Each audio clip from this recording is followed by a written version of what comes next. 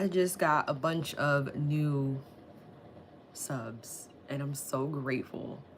Oh my goodness, I'm so grateful that y'all are finding my channel. I pray that y'all start meeting me on these lives because this is my third day in a row going live. I think if it's not my third, it's my fourth, and I want to make sure that this is something I'm doing consistently.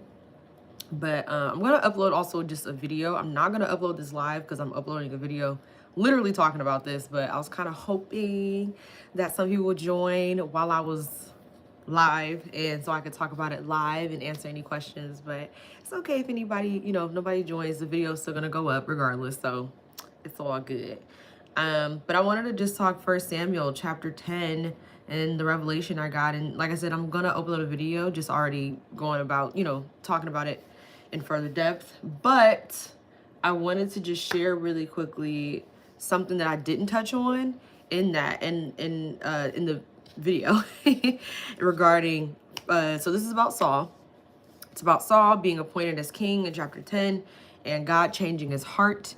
And the takeaway I got from it was that Saul was still dealing with shame and guilt, and that was the reason why he went to go hide. He didn't tell his uncle. He just was not ready and willing to have the conversation about being appointed as king. He was not ready. And the thing that I forgot to touch on was that when it was time to find him, the Lord was who called him out.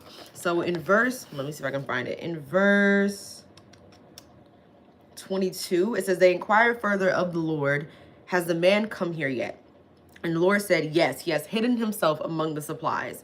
They ran out and brought him, and as he stood among the people, he was a head taller than any of the others. Samuel said to all the people, do you see the man the Lord has chosen? There is none like him among all the people. So on and so forth. But specifically verse 22, when it says, they inquired further of the Lord in asking, has the man come out here yet? And the Lord said, yes, he has hidden himself among the supplies. And so the fact that God was like, there he is it just cracks me up, because it shows to me, like, again, talking about shame and believing that Saul was probably dealing with some type of shame or just not feeling as if he was good enough, something there, because again, he was hiding in the first place and God was who called him out. I think it's a representation also of like God calling us out and being like, you know what? No, I'm not going to let you hide. I'm not going to let you conceal yourself when I've called you to this thing. Now, granted, we know how Saul ends up becoming king. We know his reign. We know how all the terrors that he's caused and all the things, but I do want to make sure that I mention that is prophesied beforehand. So, but that's a whole other conversation. But either way,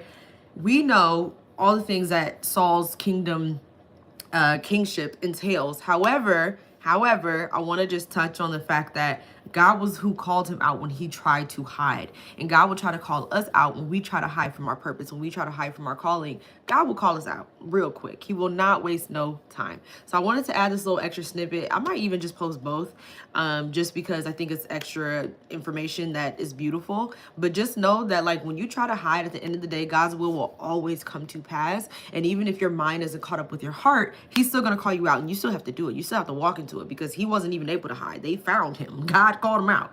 And so because they found him, he was officially appointed and he had to move on, move forward with becoming king.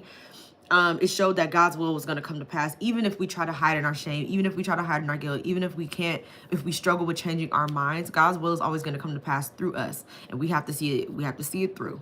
So I wanted to just share that was also a I meant to say cool, little cute snippet, but yeah, that's all I have. So God bless y'all, and I hope that I'll start seeing y'all on more lives. All right, have a good day.